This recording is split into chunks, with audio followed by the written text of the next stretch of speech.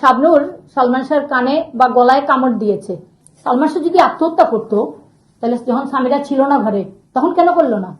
একটা মিথ্যা, মারাত্মক মিথ্যা একটা কথা বলা হচ্ছে যে স্বামীর উপস্থিতিতে শাবনূর সালমান শাহর কানে বা গলায় কামড় দিয়েছে। আমি একজন মা না, শুধু আমি একজন মানুষও।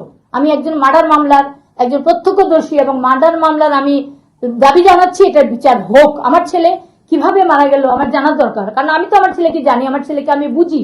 7 দিন আগে আমার ছেলে বলছে তার বউ খারাপ হয়ে গেছে, এটা হয়েছে ওটা হয়েছে, তখন আমি বলছি ছেড়ে দাও। বলছে আমার এখানে অনেক লোক নিয়ে অনেক টাকার মা, আমার কেরিয়ারের ব্যাপার আছে, তাদের সাথে জড়িত, আমি ছাড়তে যাব না। ও এতটাই খারাপ হয়েছে যে ও চলে যাবে, তুমি দেখো। এই যে চলে যাবে, কিন্তু সে চলে যাবে বলেই সে শেষ করে দিল যে সালমান শাহ থাকলে বাইরে সে বোধহয় টিকতে পারবে না বা অন্য কিছু।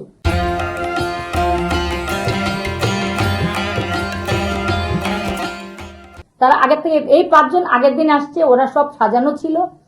6 তারিখ যখন সে বিকালে আমার সাথে 6:30টার দিকে কথা হয়েছে, 7টার দিকে আমার হাজবেন্ড ওদের ওখানে গেছেন। সালমান শাহ বলছে যে আব্বা আসার সময় সামিরা নাকি ফোন করে বলছে ওকে নিয়ে আসতে।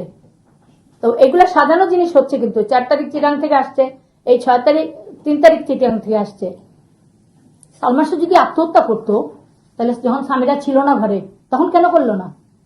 তখনই তো করা উচিত ছিল, কিন্তু তখন করেনি। করলো কোথায়? এটা আত্মহত্যা না, এটা আত্মহত্যা না, এটা খুন। একটা মিথ্যা, মারাত্মক মিথ্যা একটা কথা বলা হচ্ছে যে স্বামীর উপস্থিতিতে শাবনূর সালমান শাহর কানে বা গলায় কামড় দিয়েছে। এটা সুহান বের করেছে এবং সামিরা, সুহান প্রথম শুরু করছে। এটা সুহান সালমান শাহর প্রথম পরিচালক, এবং 4টা বই সই হয়েছিল সালমান শাহর যে সুহানের সঙ্গে।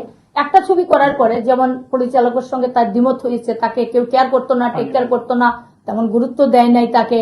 তারপরে নায়িকার প্রতি বেশি ওরা মনে করেছিল কিয়ামত থেকে কিয়ামত মৌসুমি বেসড হবে, কিন্তু রিলিজ হওয়ার পরে দেখা গেল সালমান শাহ অনেক উপরে আছে। আমি আশাবাদী যে বর্তমান সরকারের সময় আমাদের মামলাটা হত্যা মামলা হলো, এতদিন হয় নাই। এতদিন ওই প্ররোচনায় আত্মহত্যা মামলা করেই রেখেছিল। আত্মহত্যা তো এটা কোনোদিনও না, এটা আত্মহত্যা নয়। কারণ এটা আমি সাক্ষী, আমি প্রমাণ। আমার ছেলে সন্ধ্যে 6টার সময় কথা বলে গেছে, রাত্রে বাড়িতে গেছে 11টায়, তার বাবা ছেড়ে গেছে তাকে।